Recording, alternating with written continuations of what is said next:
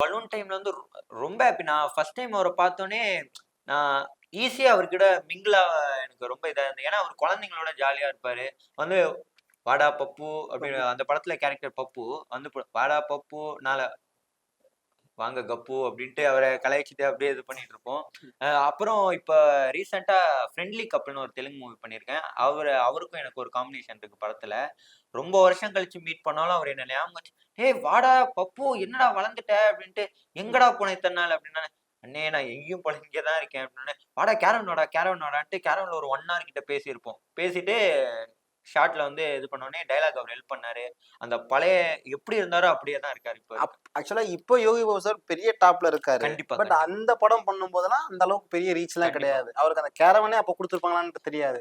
So அப்ப இருந்த யோகி பாபு சாருக்கும், இப்ப இருக்கிற யோகி பாபு சாருக்கும் என்ன வித்தியாசம் இருக்கு? ஒரு வித்தியாசமே இல்ல.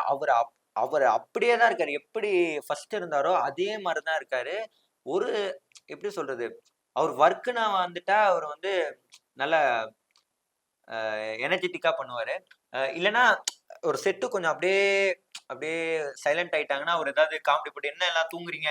எந்திரிங்க" அப்படின்ட்டு என்கரேஜ் பண்ணிட்டே இருப்பாரு. ஓகே. அந்த மாரி ஏதாவது என்கரேஜ் பண்ண காமெடி இருக்கா? ஏதாவது 1, 2 சொல்லலாமே? இருக்கு. நாங்க பலூன்ல வந்து டைரக்டர் எழுதின காமெடியோட நாங்க 2 பேரும் பேசி கிரியேட் பண்ண காமெடி தான் நெறைய இருக்கும் படத்துல. எந்த காமெடி அவரு ஏதாவது? ஃபர்ஸ்ட்டு "என்ன பப்பு வர வர பார்க்கவே முடியல." என்ன நான் கேட்பேன் நானு.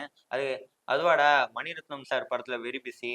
அதனால ஐயா நான் பார்க்க முடியல. உன் மூஞ்சிய சொன்னேன்." அப்படின்ட்டு, "நீ என்ன கலாய்டா. நீ என்ன வேணாலும் போடுறா" அப்படின்றாரு. நான் அப்ப சின்ன பையனால எனக்கு எந்த அவ்வளவா தெரியல. "சரி நானே சொல்றேன். நீ என்ன இப்படி சொல்லு. நான் அதுக்கு வந்து இப்படி சொல்றேன். நீ என்ன வந்து இப்படி சொல்லிடு. கனெக்ட் ஆகும்." அப்படின்னோனே, சரி ஓகேன்ட்டு அத எழுதி அப்படி தான் படம் போச்சு பலூன்.